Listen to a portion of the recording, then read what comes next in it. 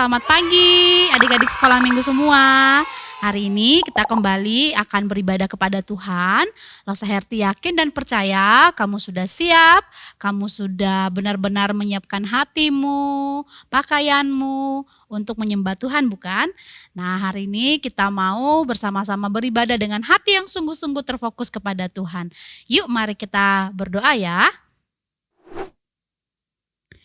Tuhan, terima kasih karena Engkau telah bangunkan kami di pagi hari ini dan Engkau juga boleh tolong kami sehingga kami boleh siap-siap untuk beribadah kepada Tuhan. Tuhan, kami sudah siap sekarang di hadapan Tuhan. Kami mau bernyanyi, kami mau merenungkan firman Tuhan, dan kami mau benar-benar memberikan hati dan pikiran kami kepada Tuhan saja. Tuhan, tolong anak-anak sekolah minggu yang boleh mengikuti dari rumah. Tuhan, tolong juga Lause yang akan melayani mereka melalui rekaman video ini. Terima kasih Bapa, dalam nama Tuhan Yesus kami berdoa. Amin. Nah, adik-adik, tadi Losa Herti berdoa ya bahwa kita bersyukur Tuhan membangunkan kita di pagi hari. Nah, kita boleh bangun, kita boleh siap-siap beribadah itu karena kita menikmati kasih dan kebaikan Tuhan ya. Kita bisa nikmati, kita bisa kecap, cicipi ya, rasakan kebaikan Tuhan hari demi hari kehidupan kita. Karena itu kita harus mensyukurinya dan kita mau bersyukur lewat puji-pujian yang akan kita nyanyikan berikut ya. Kecaplah dan lihatlah betapa baiknya Tuhan. Langsung mau ajak kamu nyanyi dengan semangat. Kecaplah dan lihatlah betapa baiknya Tuhan itu. Rasakan dan nikmati kasih setia Tuhan. Kecaplah dan lihatlah betapa baiknya Tuhan itu. Rasakan dan nikmati kasih setia Tuhan. Syukur bagimu Tuhan, segala hormat bagimu Tuhan. Allah yang mengasihiku, Allah yang memeliharaku. Syukur bagimu Tuhan, segala hormat bagimu Tuhan. Allah yang mengasihiku, Allah yang memeliharaku selamanya. Ayo kita nyanyikan sekali lagi bersama-sama ya. Kecaplah dan lihatlah betapa baiknya Tuhan itu. Rasakan dan nikmati kasih setia Tuhan. Syukur bagimu Tuhan, segala hormat bagimu Tuhan. Allah yang mengasihiku, Allah yang memeliharaku. Syukur bagimu Tuhan, segala hormat bagimu Tuhan. Allah yang mengasihiku, Allah yang memeliharaku selamanya. Selamanya. Selamanya. Ya, Dia akan terus mengasihi kita, Dia akan terus memelihara hidup kita. Kita hanya tinggal percaya kepada Tuhan saja dan tidak lupa bersyukur atas kebaikan-kebaikan Tuhan yang bisa kita nikmati. Nah, adik-adik, sebagai anak-anak Tuhan yang sudah Tuhan kasihi dan Tuhan pelihara kehidupannya, lalu apa yang bisa kita lakukan untuk Tuhan? Bagaimana cara kita hidup di hadapan Tuhan?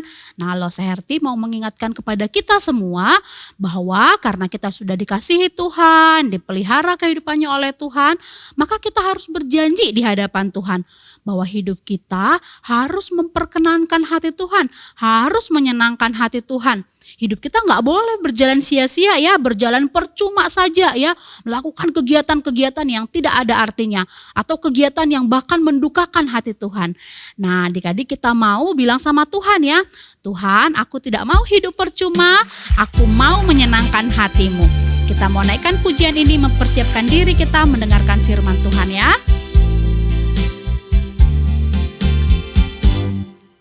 Ku tahu Tak mau hidup percuma, tiada hasilnya. Tolong ku giat Tuhan, gunakan tiap waktu. Menyenangkan hati Tuhan, inilah doaku. Asal Tuhan kuatkan, ku mau setia selalu. Sekali lagi katakan di hadapan Tuhan. Tak mau hidup percuma, tiada hasilnya. Tolong ku giat Tuhan, gunakan tiap waktu. Menyenangkan hati Tuhan, inilah doaku. Asal Tuhan kuatkan, ku mau setia selalu. Nah, mungkin adik-adik kita bisa bilang sama Tuhan ya, Tuhan, aku tidak sanggup menyenangkan hatimu setiap hari, setiap waktu. Tapi tenang, ada Tuhan. Asal kita minta pertolongan Tuhan, maka Tuhan akan menguatkan kita, memampukan kita untuk menyenangkan hatinya. Nah, kita mau berdoa untuk merenungkan firman Tuhan. Yuk mari kita berdoa. Tuhan, terima kasih karena kami tahu ada Tuhan yang selalu hadir dalam hidup kami.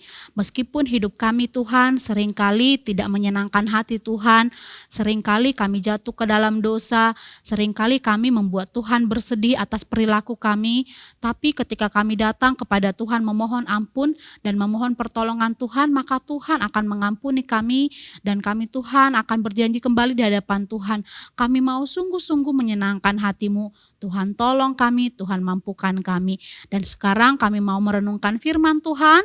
Tuhan juga tolong kami supaya sikap kami, hati kami dan pikiran kami sepanjang kami merenungkan firman Tuhan menjadi sikap yang menyenangkan hati Tuhan. Apa yang kami lakukan adalah hal yang menyenangkan hati Tuhan. Tuhan tolong kami, dalam nama Tuhan Yesus kami berdoa. Amin.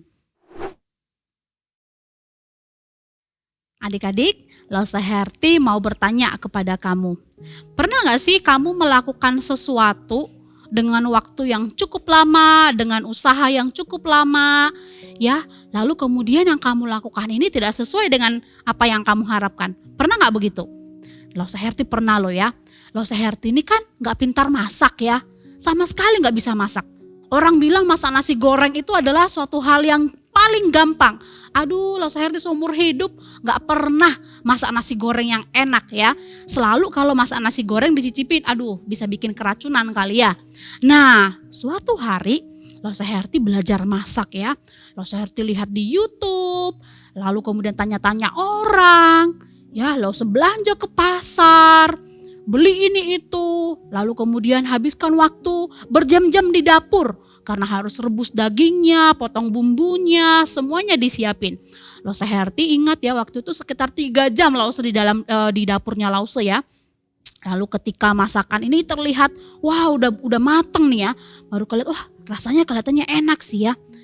Nah, tiba waktu dicicipin, kamu tahu itu gak ada rasa blas, rasanya kacau. Lalu Lause Herti begitu sangat jengkel ya. Lause Herti bilang begini, aduh sudah capek-capek 3 jam lebih di dapur, belanja ke pasar, habisin uang belanja ini itu. Hasilnya sangat mengecewakan ya. Hasilnya aduh sangat menyedihkan. Tapi Lause Herti menyerah enggak? Lause Herti bilang begini, ini kan Lause Herti sebagai seorang istri. Ya, Lause pengen juga tuh masakan Lause Herti dipuji oleh suami. Karena itu besoknya lagi Lause lagi lihat resepnya lagi. Tanya lagi orang yang menurut Lause Herti pintar memasak bahan makanan itu ya. Diajari lagi, oh ada yang salah ya. Oh iya diperbaiki lagi. Nah beberapa waktu kemudian membaiklah ya, dicoba lagi rasanya sedikit lebih enak. Nah adik-adik seringkali memang ya kita sudah merencanakan ini itu, kita sudah merencanakannya dengan baik, mempersiapkan dengan baik, tetapi seringkali tidak sesuai dengan apa yang diharapkan. Nah kamu tahu tidak, ketika Tuhan menciptakan manusia diciptakan begitu sempurna, Tuhan juga merindukan manusia ini hidup sesuai dengan apa yang Tuhan rencanakan. Tetapi kamu sendiri tahu, manusia pertama yang sudah diciptakan Tuhan begitu dengan sempurnanya, kemudian melakukan dosa di hadapan Tuhan.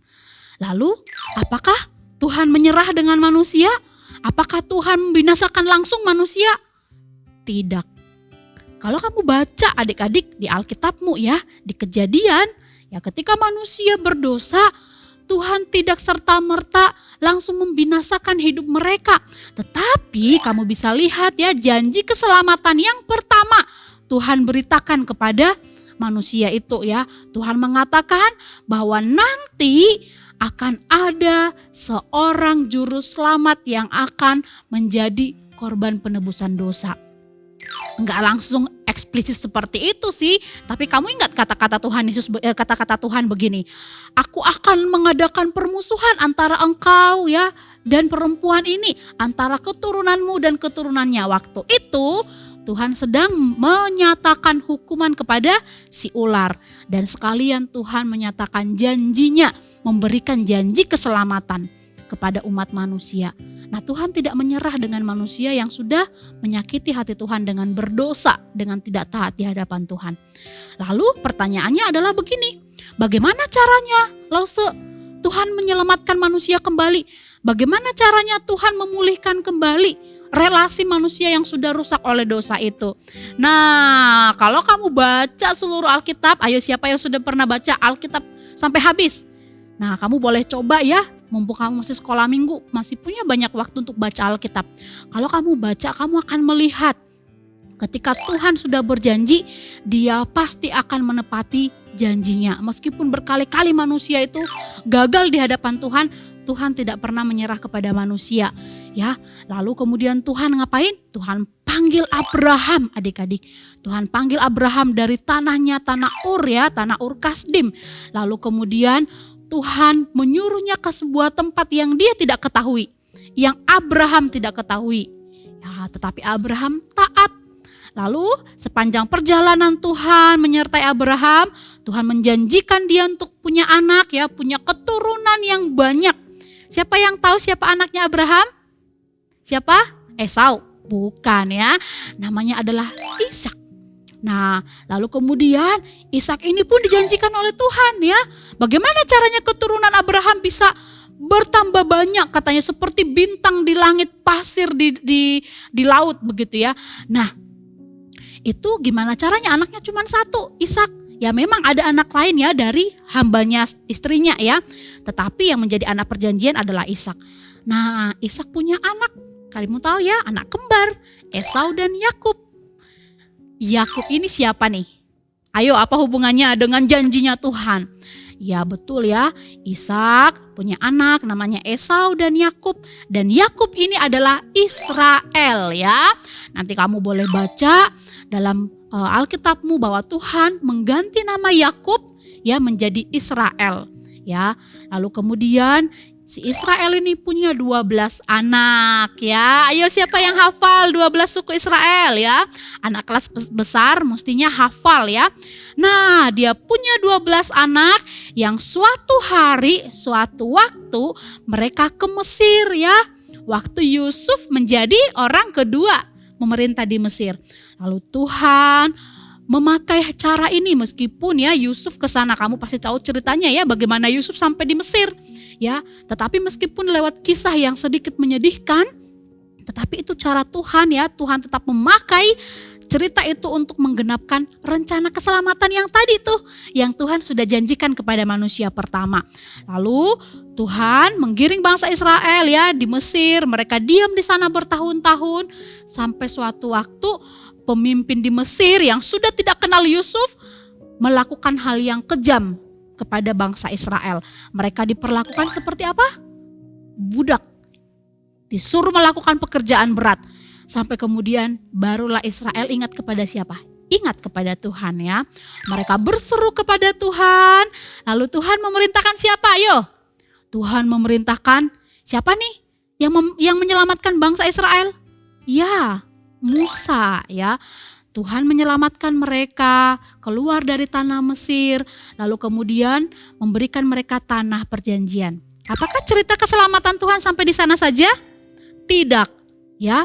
beribu-ribu tahun kemudian, ya, beratus-ratus tahun kemudian, itu sudah lama loh ya waktunya. Lalu Tuhan memakai nabi-nabi Israel.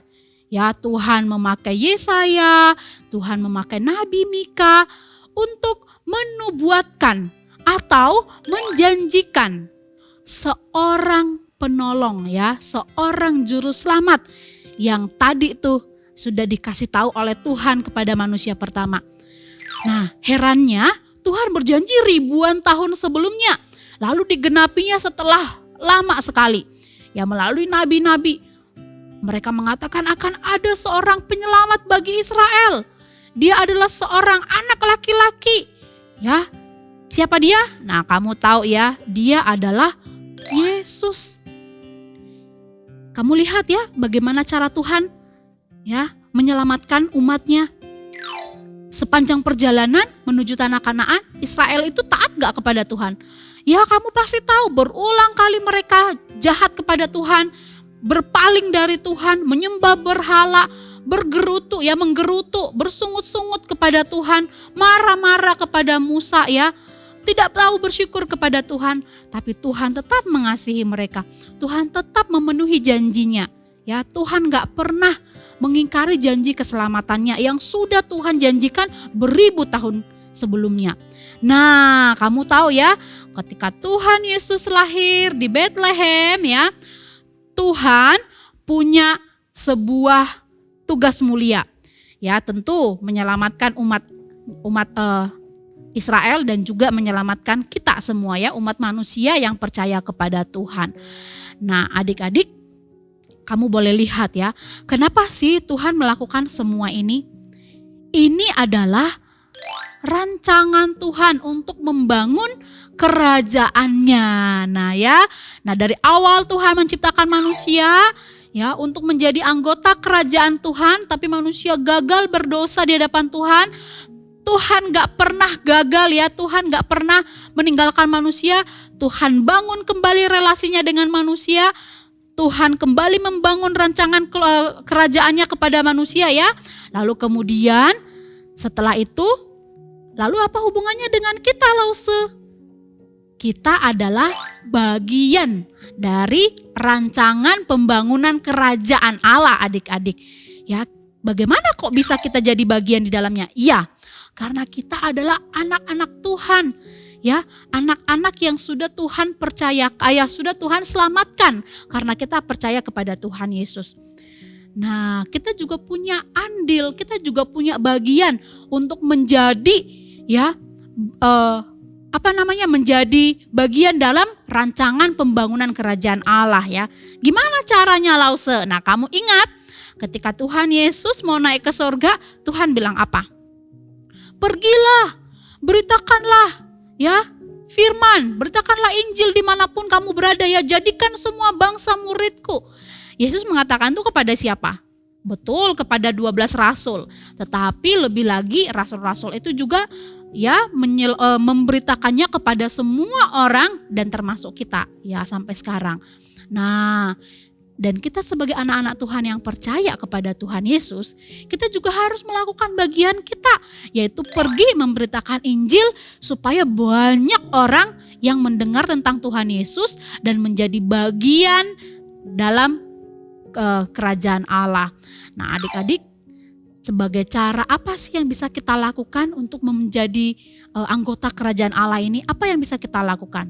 Nah, itu tadi ya, kita boleh share berkat Tuhan yang kamu dapatkan tiap hari Minggu ya, boleh bicara langsung kepada orang lain, atau kamu share link setiap hari Minggu, atau mungkin di sekolah, atau mungkin di TikTok kamu gitu ya. Siapa yang main TikTok atau kamu punya media sosial atau apapun ya, kamu boleh kok share firman Tuhan ya, atau kamu boleh share berkat-berkat Tuhan ya. Apapun itu yang kamu rasakan, kamu boleh share apapun yang kebaikan-kebaikan Tuhan yang kamu sudah nikmati. Itu sudah menunjukkan kamu ambil bagian atau berbagian dalam pembangunan kerajaan Allah. Nah, adik-adik, tadi kamu mungkin berpikir kenapa ngomongin dari Adam dan Hawa berdosa sampai sekarang, ya betul. Karena dari Adam berdosa sampai Tuhan menyelamatkan sampai di kita sekarang, ini adalah bagian dari rancangan pembangunan kerajaan Allah yang nanti setelah kita menghadap Tuhan, kita akan menjadi bagiannya. Kita akan melihat kerajaan Allah secara utuh nanti. Setelah Dia kembali datang, ya Tuhan Yesus kembali datang ke dalam dunia kedua kalinya, baru di sana kita akan melihat rancangan keselamatan kerajaan Allah yang sempurna itu. Nah, adik-adik ingat ya, kamu dan Lause punya tugas yang sama, yaitu mengambil bagian dalam pemberitaan Injil, menyaksikan tentang Tuhan Yesus. Nah, sebagai anggota kerajaan Allah, sudah siap belum kamu melakukan ini? Atau kamu sudah melakukan belum tugas yang sudah Tuhan perintahkan kepada kita? Ya, bagi yang belum, yuk kita belajar yuk menjadi anggota kerajaan Allah yang baik, memberitakan firman kepada banyak orang. Nah, adik-adik, kita mau membaca firman Tuhan sebagai ayat hafalan kita, Yeremia pasal 31 ayat 33c. Maka aku akan menjadi Allah mereka dan mereka akan menjadi umatku. Ini adalah kata-kata Tuhan kepada Nabi Yeremia, karena Tuhan mengatakan, maka aku yang adalah Tuhan menjadi Allah mereka dan mereka menjadi umatku. Nah, adik-adik, kita juga adalah umat Tuhan, bukan hanya Israel. Dan Allah yang berbicara ini, ya melalui firman Tuhannya ini adalah Allah yang kita sembah, Allah kita semua. Maka mari kita lakukan tugas dan tanggung jawab kita. Mari kita berdoa. Tuhan, terima kasih karena kami sudah Tuhan izinkan untuk menjadi anggota kerajaan Allah. Tuhan sudah memberi anugerah yang paling besar, yaitu anugerah keselamatan, sehingga kami boleh disebut sebagai anak-anak Tuhan. Tuhan, Engkau adalah Tuhan yang begitu mengasihi kami. Tuhan, tolonglah supaya setiap kami boleh melakukan bagian kami dalam memberitakan Injil kepada setiap orang.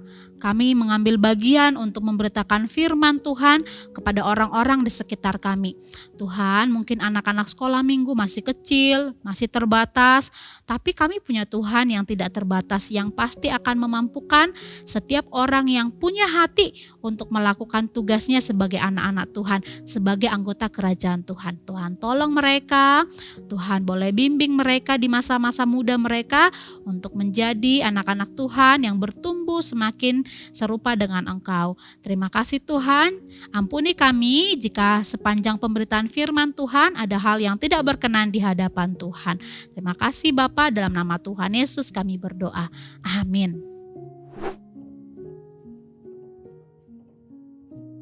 Nah, adik-adik, kita mau memberikan ucapan syukur kita kepada Tuhan karena pemeliharaan dan penyertaan Tuhan dalam kehidupan kita. Nah, bagi adik-adik yang mau memberikan persembahan, maka kamu boleh mentransfernya ke rekening gereja GKA Gloria Pacar, atau kamu boleh scan QRIS yang ada di gadget kamu atau di depan layar kamu. Biarlah Tuhan yang memberkati persembahanmu.